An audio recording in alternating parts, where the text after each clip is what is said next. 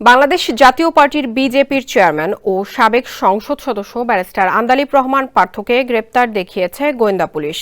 একই সঙ্গে তাকে আদালতে তুলে 10 দিনের রিমান্ডে নেওয়ার আবেদন করা হয়েছে। বৃহস্পতিবার দুপুরে গোয়েন্দা পুলিশ পার্থ রিমান্ড আবেদন করে।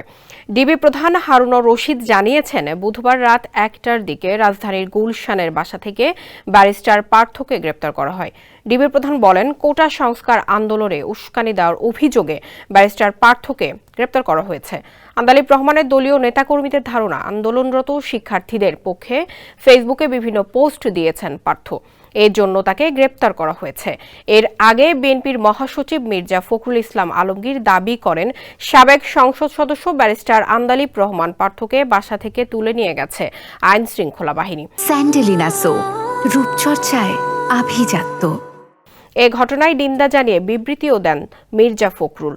কোটা সংস্কার আন্দোলন চলাকালে নাশকতার ঘটনায় ঢাকা মহানগরের বিভিন্ন থানায় 201টি মামলা দায়ের করা হয়েছে।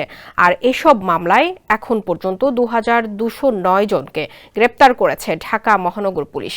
DMP media and public relations বিভাগের অতিরিক্ত উপকমিশনার KN রায় নিয়তি এ তথ্য নিশ্চিত করেন।